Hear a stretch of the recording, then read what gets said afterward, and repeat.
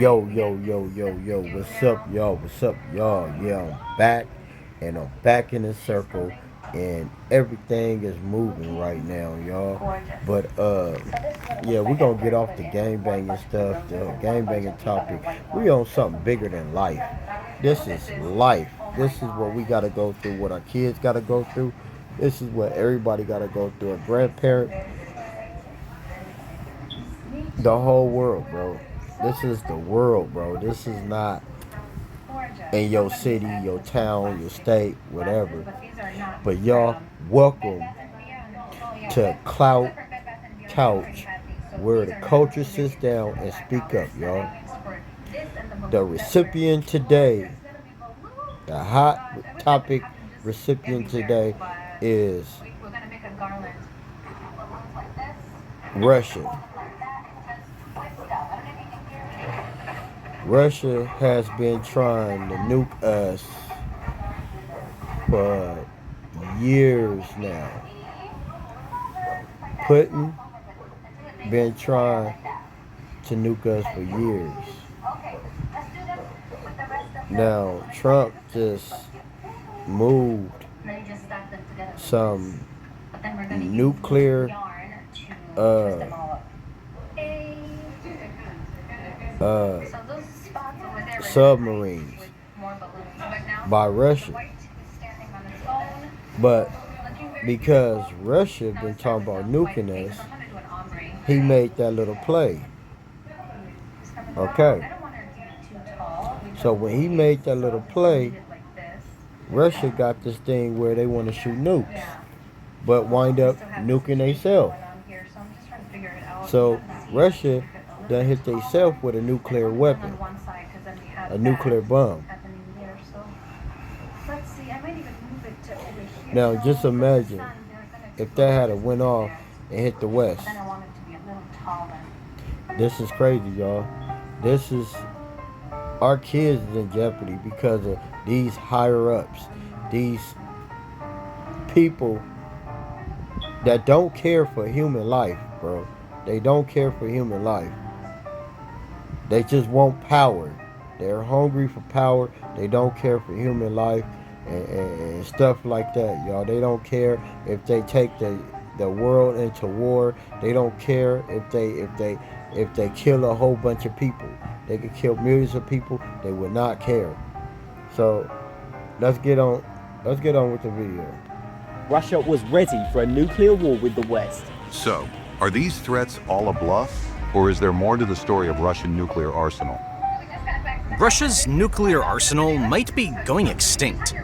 Even though Putin likes to make nuclear threats to the West, Russia's actual capabilities are diminishing.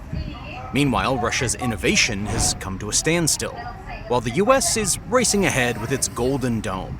All of this begs the question of how dangerous Putin's nukes actually are to the rest of the world, and what the future of Russia's arsenal looks like. First, to understand Russia's nuclear arsenal. So last year, we released Video GPT, which allows ChatGPT users to turn their text prompts into a fully nuclear arsenal. Any nuclear weapon is dangerous, bro. I don't care if it just killed like 3, 4, 5 people. Any nuclear weapons to me is dangerous, bro. You can't tell me nothing else. You feel me? That's like that stuff killed plants and all that, bro. Like those are all fucking like oh, let me stop cursing. But that's all like chemical stuff coming out of them warheads, bro. Like to hurt you. It ain't for to keep you alive. It's for to hurt you, to burn your insides.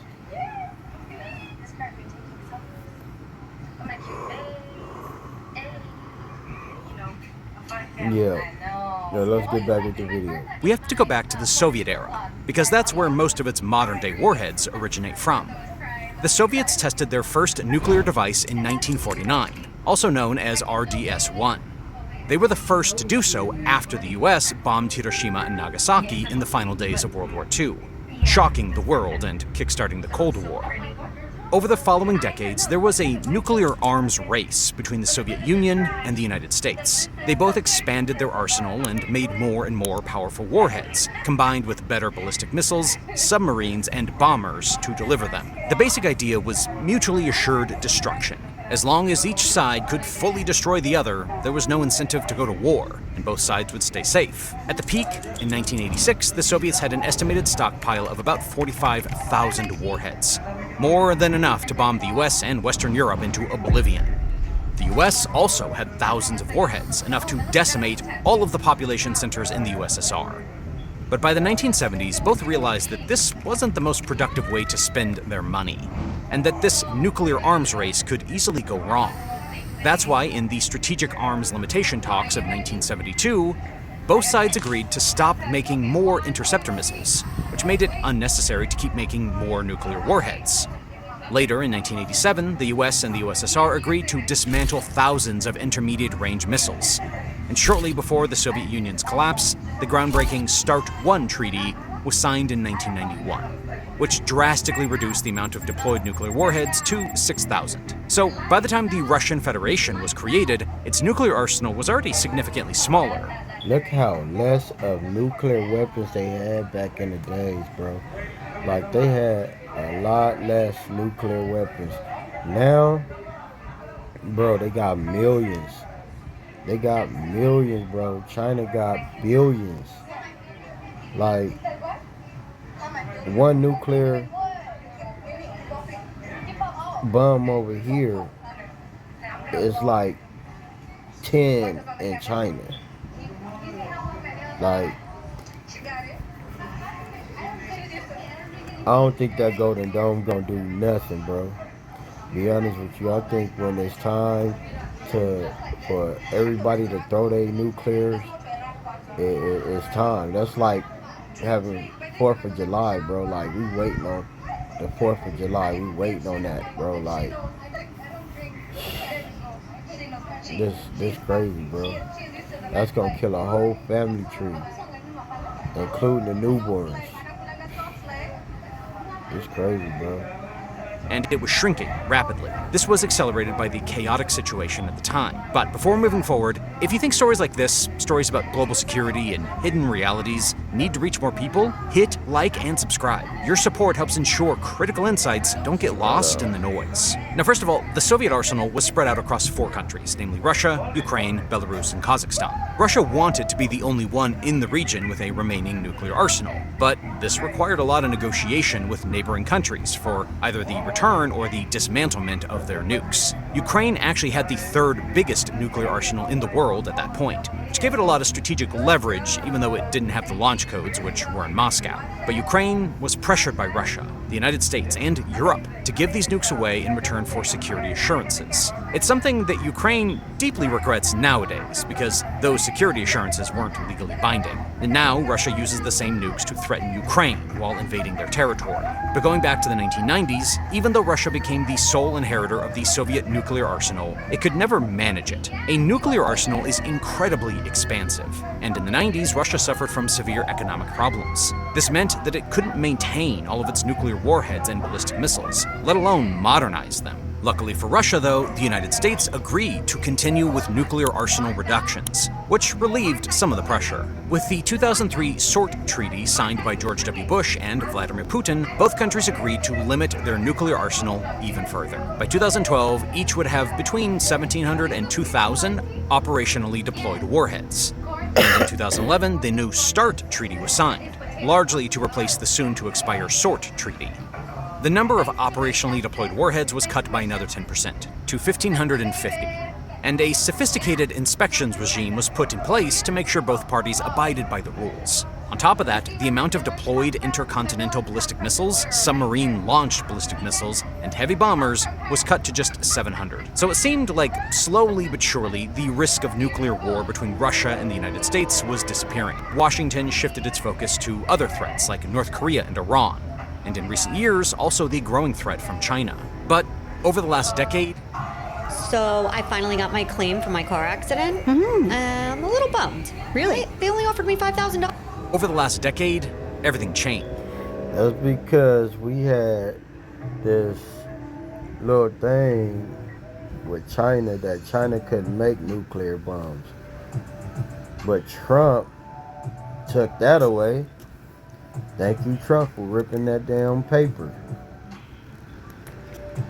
And now look, they got a grip of nuclear bombs. Within,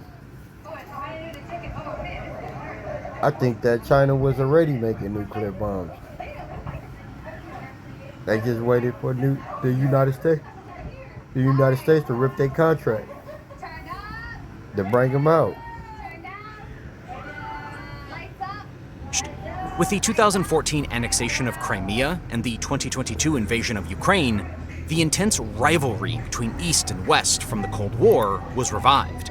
And the nuclear aspects of this rivalry also got new attention, mostly because of the nuclear threats from President Putin's side. Putin already started to get angry back in 2007, even before the New START treaty was signed. The main reasons were new US anti-missile installations in Europe, allegedly to counter new Iranian missile threats. But theoretically, they could also be used to shoot down Russian ICBMs. In Putin's eyes, this was America's true intention. It could hurt Russia's nuclear deterrence and its mutually assured destruction capability. So, Russia threatened a new Cold War, and it threatened to strike Poland for hosting one of these missile defense installations. Of course, Russia didn't follow through with this, when Poland actually got the installation years later.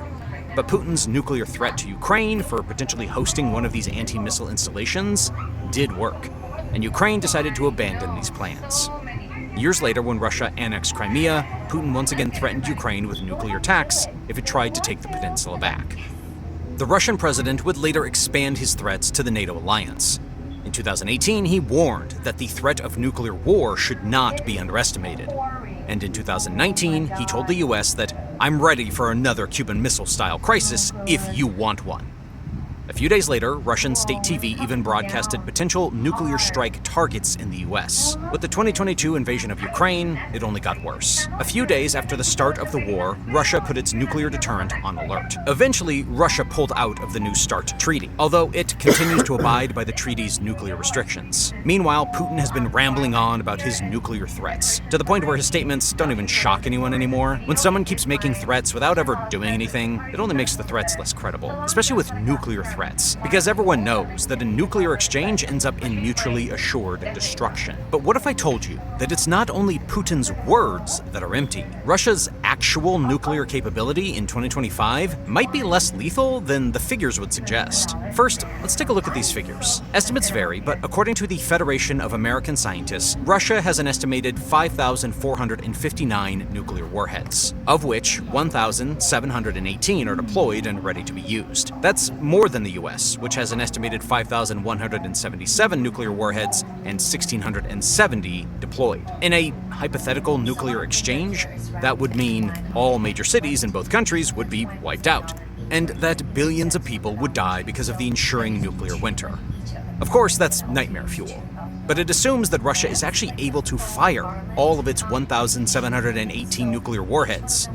And that's not really known. First of all, nuclear weapons require maintenance, and a lot of it. People regularly need to inspect and test components of warheads and replace them once they've been degraded. Meanwhile, a critical material called tritium that's used to make fission bombs more powerful has a half-life of only 12 years, so it needs to be replaced every few years to keep the bomb working effectively. On top of that, there's also the launch capability that needs to be maintained, which includes ICBMs, nuclear-armed submarines, and heavy bombers. They need to be tested, refurbished, and modernized continuously and replaced over a couple of decades. Just as important are the command and control centers and the early warning capabilities.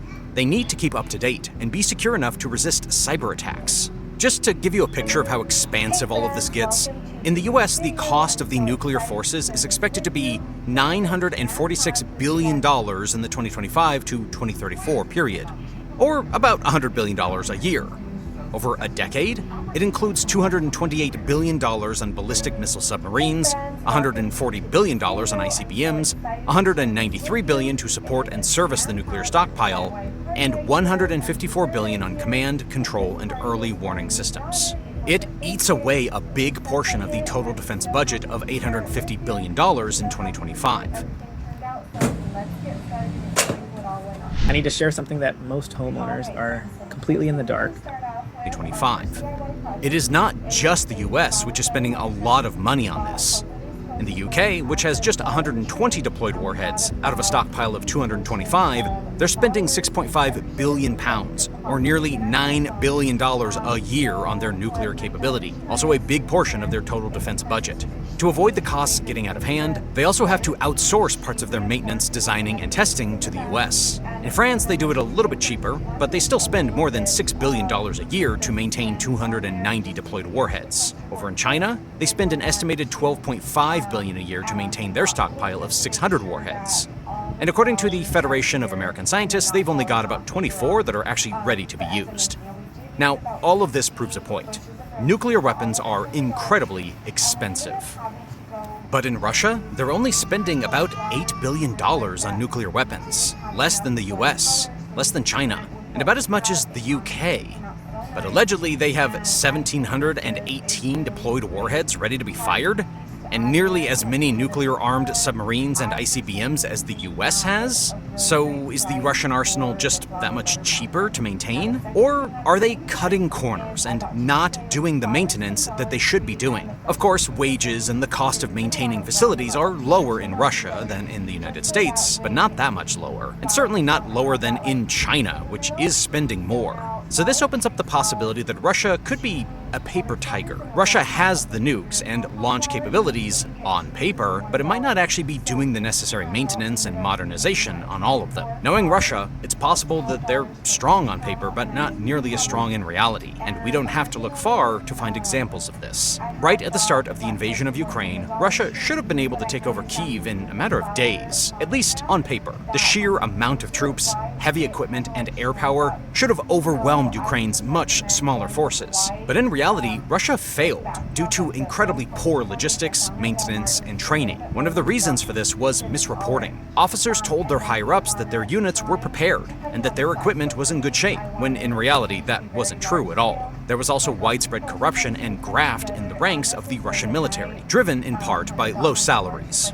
Now, all of these problems might also be happening with the nuclear arsenal. Military personnel can just say they're doing maintenance without actually doing it. Just like with the conventional capabilities, this can lead the Russian military to claim to have much stronger nuclear capabilities than it actually has. In a way, it's easier to do this with nukes, because everybody hopes and believes that they're never going to be used. So as long as you can keep the appearance, you're fine. Add to that the fact that Russia never tested a single nuclear warhead after the fall of the Soviet Union, and that it doesn't test its ICBMs, nuclear-armed submarines, and heavy bombers nearly as often as the US. This means that there's less accountability and less of a need to be prepared. All in all, Russia might have fewer nukes that are capable of bombing the US and Europe than the 1,718 figure of deployed nukes. What the actual numbers are is pure speculation, and you really can't know. In a way, it doesn't even matter that much, because even if Russia manages to launch 1,000, that's still devastating. And because the US is able to respond by wiping out Russia completely, we'll never find out how strong Russia actually is. However, it's very interesting to look at the future of Russia's nuclear capabilities. That's because things like aging and underinvestment compound, to the point where Russia might be way less scary in a few decades from now than it is in the moment. In some scenarios, the Russian nuclear threat might be gone completely. You see, it's not only maintenance, but also innovation that's necessary to keep a credible nuclear deterrent. You need to have up-to-date ICBMs, submarines, bombers, missile defenses, and detection systems to be dangerous. Russia clearly doesn't have the money and the resources for all of that, and this is not mere speculation. Back in 2013, Russia started working on the massive Sarmat ICBM to replace an outdated Soviet version called the Voyvoda ICBM, which was manufactured in Ukraine in the 1970s. The Sarmat missile was supposed to be an invincible weapon, better than any of Russia's. Did anybody catch that name? That name, bro. I did not understand that name, bro. I don't even know what the hell that name means, man. And Russian words. For my back porch furniture, but anyway. But I know. Oh my God.